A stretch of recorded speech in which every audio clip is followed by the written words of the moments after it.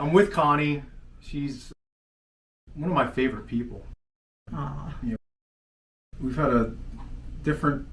had different experiences. Could you tell me a little bit about how we met and the situation? I was looking for a place to live, and so I was just cruising around towns to see if there was any workers around working on their houses, and I was just going to stop and just ask questions. So that's what happened. Yeah. And here comes Mario out of his house. Hot looking mess that he is. So I had to stop, and I'm like, do you know who owns this house? And he said, I do. And I said, oh really? And he was like, what are you looking for? And I said, a house. We got to talking and stuff, and he showed me a couple properties, but none of them really worked for me. Now it's 4 years, maybe 3 years later. That we reconnected. Yeah, that we reconnected because I was having financial issues with the house still. And so I didn't know what kind of state the economy was in. So I said, for kicks and giggles, let me call Mario because he'll be upfront with me and he'll tell me, what I should do. And so I explained the situation to him, that I had fallen behind on my mortgage and I needed repairs. I needed a hot water a heater and an air conditioner and all that. And he said in his nice, calm voice, it sounds like you need somebody like me to come in and buy your mortgage. And I said, I was hoping you would say that. And that's that. That was great. So she missed something here. This is the way I see it. Okay. I actually don't remember the first time we met. At the So what house. you're saying, that sounds great. That sounds like a fairy tale beginning. It is a fairy tale. What I do remember, though, is bringing a cashier's check to you because one of my employees stole your security deposit. Oh, is that what Because, happened? that's what happened. You were going to move into the national park home, and then you switched gears because you didn't need to at the time because you were going to stay here. Remember, there was a loan mod or something, and I didn't know about the security deposit. And I didn't think you were lying to me, but I thought that something didn't line up. I didn't have proof, and we usually write receipts. So you actually sued me. Yeah. You did, and it was cool. I get sued all the time. Did I get... An attorney called me. Oh, an attorney. That was... So an attorney called me, and I'm like, oh, Jesus Christ, what the hell's going on now? No. So what happened was one of my employees took the cash, Okay. and I came here, and I said, listen, I told the attorney, I was like, I know Connie, I remember meeting her. Yeah. Let me bring her to security deposit. If I do, is there anything that we could just sign off on saying that she won't sue me? So I came to the house here, and we actually talked before I came. I had the document with me. You signed the document, I signed the document, I gave the security deposit back, and you gave me a angel that you handcrafted. Yes. If you remember that. Yes, like that one. Yeah, like that one. Huh. It was great. I appreciated the angel. You got your security deposit back. We became Facebook friends. We stayed Facebook friends. Right, yeah. And then we checked in from time to time. I remember you would drop me lines on Facebook. I actually hired your nephew. I think he cleaned like horse manure or something for me a couple times. My grandson or something, yeah. No, he was shoveling dirt Whatever. at a property for me. Yeah.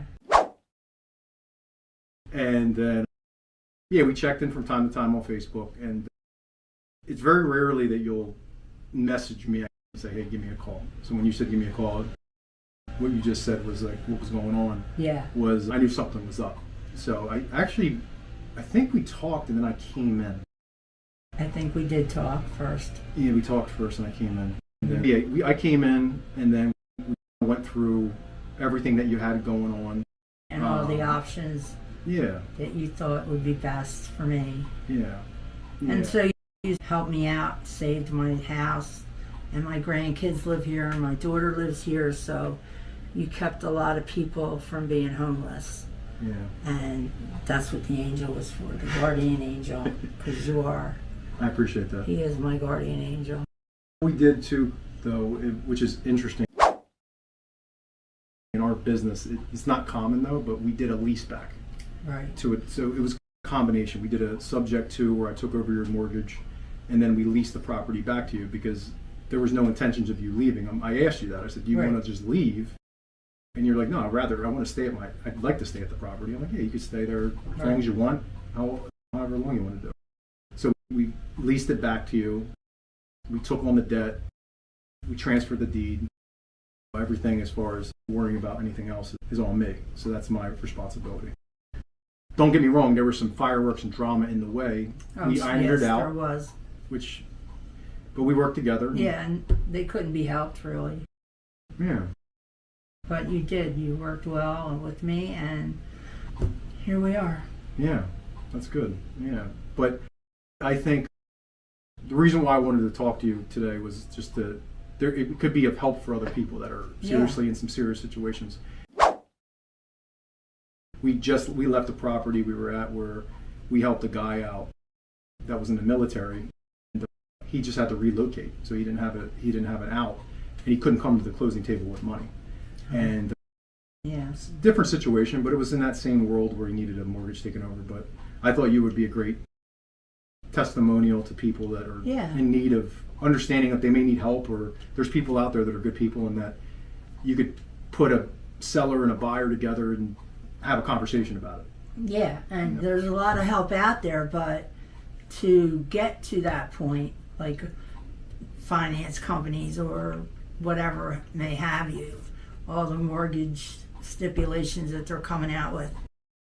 But I had expired my mortgages, my modifications, and all that. Because since COVID is when this really happened, that I fell behind on a lot of things. And then it just trickles down. Yeah. And it's hard to catch up. So that's what happened. And now, I don't know, I keep falling, so I was out of work for that. And Yeah. I guess my question is, what made you reach out to me and our company? Because I trusted you. Okay. And I knew you would steer me in the right direction as to whether the economy, because the economy's up in the air, so up in the air.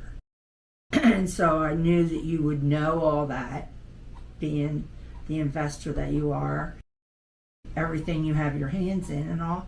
I knew that you would be able to tell me, look, just sell your house and get out.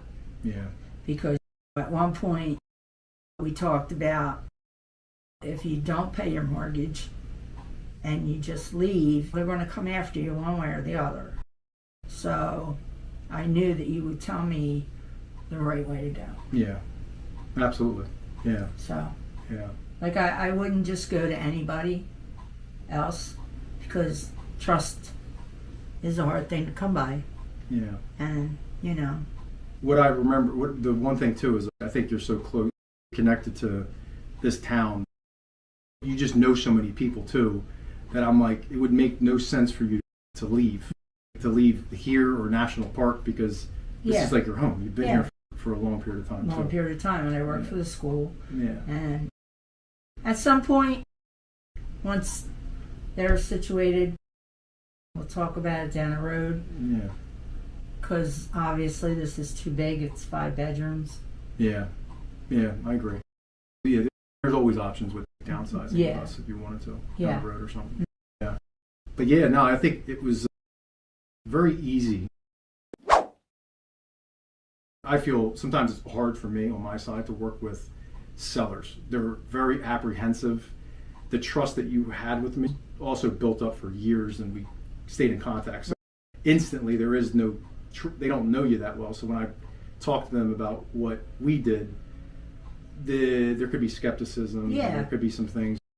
And I'm getting that on my end too. Like when I say, I sold my house to an investor.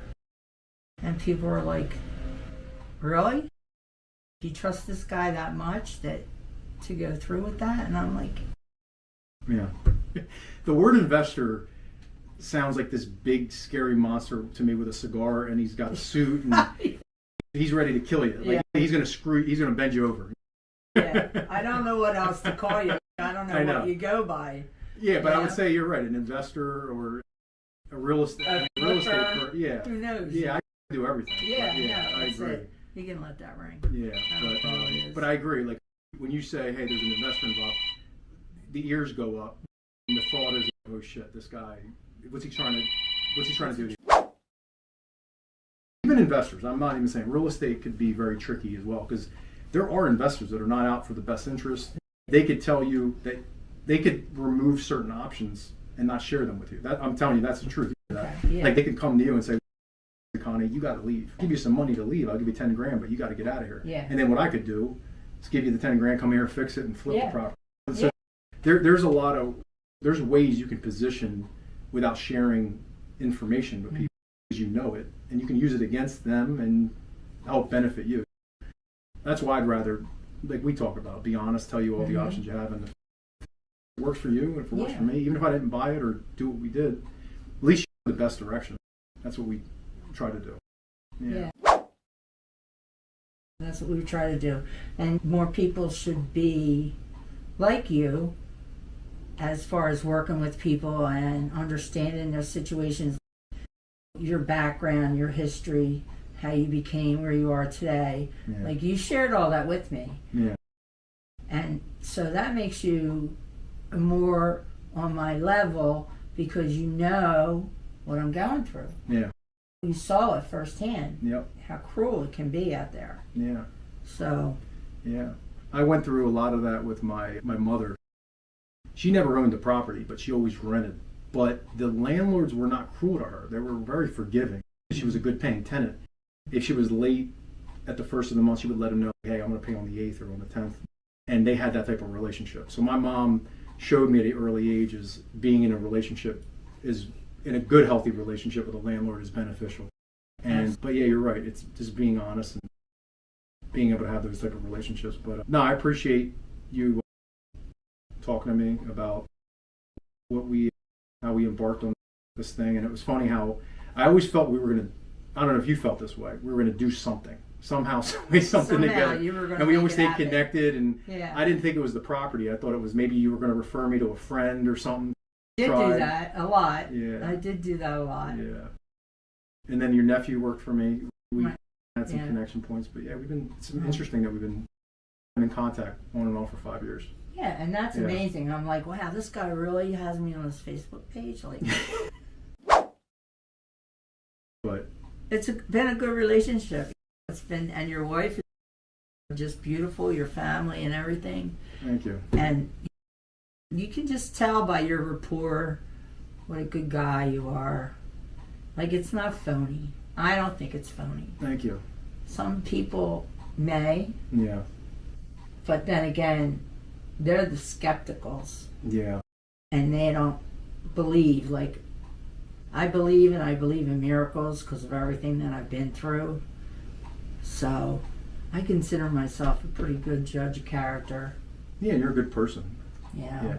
You're right. I think what happens as I've evolved and gotten older is you get people that there's jealousy, envy, too good to be true, because they've been burned before in their past.